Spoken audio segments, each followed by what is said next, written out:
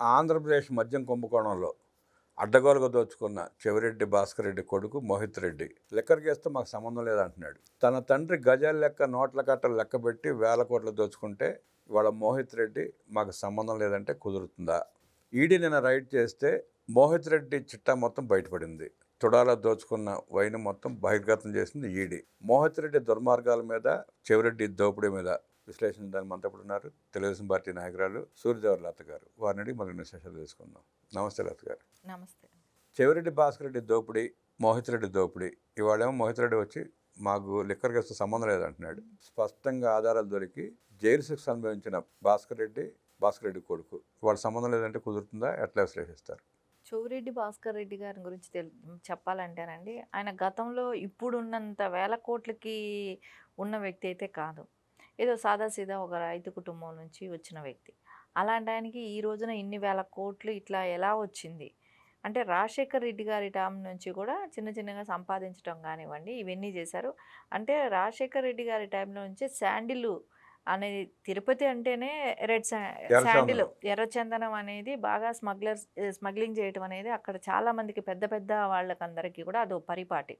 ఎందుకంటే మన TDP government NTR గారు ఉన్నప్పుడే కానివ్వండి, చంద్రబాబు నాయుడు గారు ఉన్నప్పుడే కానివ్వండి, ఆయన హెలికాప్టర్లతో ఆ సీడు చల్లించటం కానివ్వండి అవన్నీ చేశారు.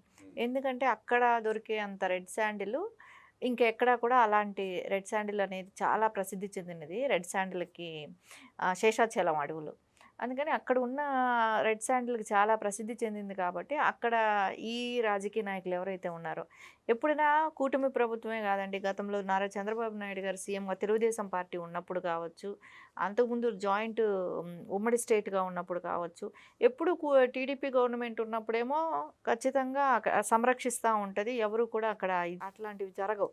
ఎప్పుడైతే అధికారం కోల్పోయినప్పుడు అంతా కూడా అక్కడ రెడ్ శాండిల్, ఈ చెవిరెడ్డి భాస్కర్ రెడ్డి గారు లాంటి వాళ్ళు, ఇంకా కొంతమంది పెద్ద పెద్ద లీడర్లు, పెద్దిరెడ్డి గారు లాంటి ఇట్లాంటి వాళ్ళందరూ కూడా అండి అక్కడ అడవుల్ని అన్నీ కూడా రెడ్ శాండిల్ తరలించటం, మైన్స్, ఇంకా మైనింగ్ అయితే ఇంకా విచ్చలవిడిగా వాళ్ళ ఇష్టానుసారంగా గ్రావులు, మట్టి అన్ని రకాలుగా కూడా ఇచ్చేయటం కానివ్వండి. అది కాకుండా ఆయన తుడా చైర్మన్ అయిన తర్వాత విపరీతంగా తిరుపతి సరౌండింగ్ భూములన్నీ కూడా ఇష్టానుసారంగా ఆయన కావాల్సినట్టు కబ్జా చేయటం కానివ్వండి, ఇవన్నీ వేల కోట్లకి పడగలెత్తారు. సరే, నిన్న ఈడీ కేసులో ఈ ల్యాండ్స్ అన్నీ కూడా బయటపడటం కానివ్వండి, లిక్కర్ కేసులోకి సంబంధించిన కొన్ని ఏదైతే ఇంపార్టెంట్ 1000 కోట్ల వరకు కూడా బయటపడటం జరిగింది నిన్న ఈడీలో కేసులో. ఈ తర్వాత ఈరోజు మోహిత్ రెడ్డి మాట్లాడుతుంది, మాకేమీ తెలియదు, మేమేమీ చేయలేదు అని చెప్పి ఇలాంటి మాటలు మాట్లాడుతుంటే నమ్మటానికి ఎవరైనా సిద్ధంగా ఉంటారండి. ఇప్పుడు ఆ నియోజకవర్గ ప్రజలకు తెలుసు వాళ్ళు ఎలాంటి పనులు చేసి ఏం చేసి ఆ స్థాయికి వచ్చారనేది. బయట వాళ్ళకి తెలియకపోవచ్చేమో కానివ్వండి. అక్కడ బయట తెలియటం అంటే ఎలక్షన్ టైంలో టోల్గేట్ దగ్గర 8.5 కోట్లు పట్టుబడిన సంగతి తెలుసు ప్రజలకి. డబ్బులు కట్టల్ని గజాలతో కొలిచిన పరిస్థితి చూశారు, వీడియోలు చూశారు అందరూ. వెంకటేష్ నాయుడిని అడ్డం పెట్టుకుని ఎలా 100 కోట్ల రూపాయలు దోపిడీ చేశాడో కూడా స్పష్టంగా దొరికారు. కోర్టులో సబ్మిట్ చేసిన తర్వాత వాళ్ళు జైలు కూడా అనుభవించి వచ్చారు బయటికి. ఆ వెంకటేష్ నాయుడు అట్లాంటి వాళ్ళని పెట్టుకుని ప్రత్యేక విమానాల్లో దేశం దాటించింది కూడా ఉన్నాయి కదా. దేశం కూడా దాటించారు, ప్రత్యేక విమానాలు పెట్టి ఆ డబ్బులన్నీ కూడా విదేశాలు పంపించడం కూడా చేశారు.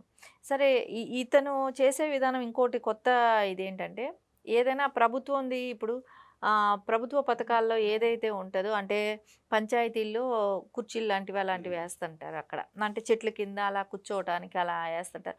ప్రతి పంచాయతీలో కూడా ఆయన పేరు చెవిరెడ్డి భాస్కర్ రెడ్డి గారు అని చెప్పి ప్రతి చోట ఆ బల్లలేసిన చోటంతా కూడా జగన్మోహన్ రెడ్డి గారు ఎలా అయితే చెట్టుని పుట్టని ఏది వదలకుండా రంగులు వేయటం, ఆయన ఫోటోలు ముద్రించుకోవటం ఏదైతే చేశారో, అదేలాగా చెవిరెడ్డి భాస్కర్ రెడ్డి ఆయన నియోజకవర్గం అంతా కూడా బల్లల మీద ఆయన పేరు రాసుకోవటం. ఇంకోటి ఏంటంటే, ప్రతిసారి వాళ్ళు తాయిలాలు పంచటం, మోహిత్ రెడ్డి ఫోటో వేసి గడియారాలు పంచటం, మోహిత్ రెడ్డి ఫోటో వేసి కుక్కర్లు బాక్సుల మీద కుక్కర్లు ఇవ్వటం, ఈ చీరలు పంచటం, ఇంకా ప్రతి సంవత్సరం ఒక్కొక్కసారి ఇదే పంచడం. అంటే ఏంటంటే, ప్రజలకి 5 ఏళ్ల ముందు నుంచే వాళ్ళు లంచాలు ఇవ్వటం. అంటే ఎలక్షన్ అయిపోయింది కదా, మనం ఏమి ఊరుకుందాం అనేది ఉండదు అనమాట. ఫస్ట్ నుంచి మళ్ళీ సంవత్సరం లంచం ఇవ్వడం అంట. ఓటుకి ముందు నుంచే కొంటూనే ఉంటారు, అంటే ప్రజలు మర్చిపోకుండా గుర్తుండేలా చేసుకోవటం. ఏంటంటే వాళ్ళకి ప్రజల సొమ్మునే కాజేస్తున్నారు. అక్కడ కొన్ని వేల కోట్లు కాజేస్తున్నారు. సో, దానిలో ఎంత వీళ్ళకి ఖర్చు పెట్టేది ఇది. సో, చీరలు కొంటే ఎంత అవుతది? ఒక గోడ గడియారం కొంటే ఎంత అవుతది? కుక్కర్లు పంచితే ఎంత అవుతది? ఎన్ని పంచులు ఏం చేసినా దొంగేగా. దొంగ మీరసలు మీరు ఒకటి ఆశ్చర్యం ఆళ్ళు అక్కడ ఓటర్ కూడా కాకపోనివ్వండి. వాళ్ళ ఇంటి ముందు పెట్టేసుంటారవి. తీసుకొచ్చి వాళ్ళు ఏ పార్టీ వాళ్ళైనా అవ్వనివ్వండి. ఆళ్ళ ఇంటి ముందు తీసుకొచ్చి పెట్టేసేస్తారు. అంటే వాళ్ళకి అవి చూసినప్పుడంతా వాళ్ళు గుర్తు రావాలి. నెక్స్ట్ అయినా మనకే ఓటేయాలి అనే మైండ్‌ని మార్చాలనే ఆలోచన కూడా. ఇదని మోహిత్ రెడ్డి పేరు మీదనే జరిపిస్తారు. అక్కడ మొన్న చూసాం నాని గారిని ఏ రకంగా ఇబ్బంది పెట్టారు. ఆహ్, ఈవీ ఈవీఎం బాక్స్‌లు ఉన్న చోటుకెళ్ళి అక్కడ ఇది చేయాలని గొడవలు పడ్డారు. నాని నాని గారిని ఆ రోజు పోలింగ్ స్టేషన్ ముందు అనుకుంటా అక్కడేగా ఎస్వి యూనివర్సిటీలో యూనివర్సిటీ ముందు గేట్ ముందు ముందు సుత్తులతో బాధారు ఆయన్ని, ఆ, కొట్టారు. అవును. కార్‌ని చెస్ట్ మీద కూడా కొట్టారు, చంపే ప్రయత్నం చంపే చేశారు. ప్రయత్నం చేశారు. అయినా కేసులు ఉన్నట్లేవు. ఆ కేసు ఏమైపోయిందో కూడా తెలియదు. కేసులు ఉన్నట్టు కాదండి. ఆ రోజున వాళ్ళెవరిని కూడా పట్టుకొని కూడా లేదు. సీసీ ఫుటేజ్ క్లియర్‌గా ఇచ్చినా కూడా అందరిని కూడా అంటే ఆ రోజున ఉన్న డిపార్ట్‌మెంట్ అంతా కూడా వాళ్ళకి తొత్తులుగా పనిచేశారు కాబట్టి ఆ రోజు సొత్తులుగా పనిచేశారు. వాళ్ళు ప్రభుత్వం మారింది, నాన్నగారు ఎమ్మెల్యే అయినా కూడా ఆయన కూడా వదిలేశాడంటే అంటే వాటికి భాస్కర్ రెడ్డి వాళ్ళ కుటుంబం భయపడుతున్నాడు. నాన్నగారు కూడా నాని గారు భయపడేది ఏమీ ఉండదు కానివ్వండి. నాని గారు మరి కేసులు తిరగదోడాలిగా. తిరగదోడాలి అని అంటే దాన్ని ఎవిడెన్స్ లేకుండా చేయటం కానివ్వండి. సీసీ ఫుటేజ్లు ఉన్నాయి కదండి. సీసీ ఫుటేజ్‌లు ఉన్నాయి. కానీ ఆ రోజున ఉన్న పోలీస్ డిపార్ట్‌మెంట్ కేసు కూడా ఫైల్ చేయకుండా కొన్ని రకాల అంటే ఆ రోజున వాళ్ళు ఓన్లీ సేవ్ అయ్యారని అంటే మీడియా సపోర్ట్‌తోనే.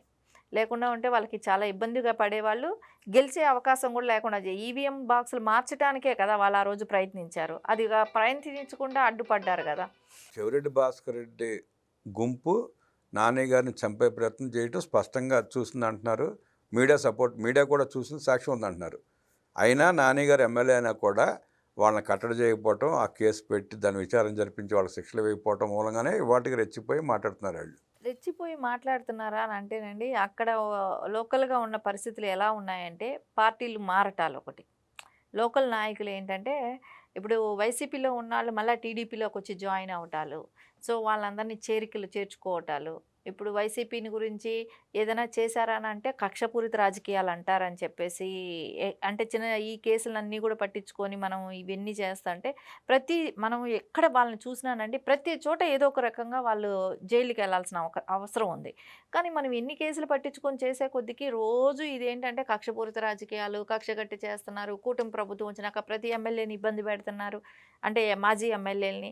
ఇవన్నీ కూడా రోజు ఇదో ఇష్యూ అవుతా ఉంది. సరే ఆ రోజున్న పరిస్థితులను బట్టి కేసులైతే బుక్ చేయడానికి చేశారు కానివ్వండి. అది ట్రయల్‌కి రావాలి. ఇవన్నీ ఉంటాయి. ఇన్వెస్టిగేషన్ నడవాలి. ఇవన్నీ చేయాల్సిన ఉంది. కాకపోతే ఆయన మోహిత్ రెడ్డిని అక్కడ చెవిరెడ్డి భాస్కర్ రెడ్డి గారు ఏమంటే మోహిత్ రెడ్డిని ఎమ్మెల్యే క్యాండిడేట్‌గా నిలబెట్టడమే కానివ్వండి, ఆయన ఎంపీగా పోటీ చేయాలని ప్రకాశం జిల్లాకి వెళ్ళటం కానివ్వండి, ఇవన్నీ రాజకీయంగా ఎత్తుగడ పెద్దగానే వేశారు. కానీ 2 చోట్ల కూడా పారలేదు అవి. 2 చోట్ల వాళ్ళకి అది మైనస్‌గానే కనపడింది కాబట్టి, ఈ రోజున మళ్ళా అంటే వాళ్ళకి సంపాదించుకునే అవకాశాలైతే లేకుండా పోయినాయి. అంటే ఏదైతే వాళ్ళు రెడ్ శాండిల్‌కే కావచ్చు, మైన్స్ కావచ్చు, ఇప్పుడు జరిగిన ఈ స్కాముల్లో అంతా బయట రావటం కానివ్వండి, ఈ భూదందాలే కానివ్వండి, ఇవన్నీ బయట అసలు చెరువులను కూడా కబ్జా చేసేశారు. ఏదైతే తుమ్మలకొండ చెరువును కూడా కబ్జా చేశారంట. ఏదైతే స్వర్ణముఖి నది ఒడ్డున ఏదైతే ఉన్నాయో అవన్నీ నది పక్కన కూడా మొత్తం కబ్జాలు చేయటమే కానివ్వండి, ఫ్లాట్స్ అమ్మేసేయటం కానివ్వండి, చెరువులను కూడా కబ్జాలు చేయటం కానివ్వండి.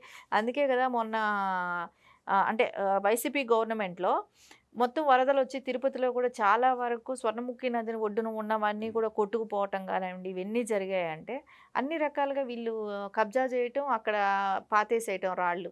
సో, ఒక్కటి కూడా పక్కాగా అంటే ఫస్ట్ నుంచి ఫ్రమ్ ద బిగినింగ్ నుంచి ఉన్న భూములు కాదు. అన్ని భూములన్నీ కాజేసిన ప్రభుత్వ భూములనే అంటే చెరువులకి, గుంటలకి వీటికి వదిలిన భూములన్నీ కూడా వీళ్ళు కబ్జాలు చేయటం జరిగింది.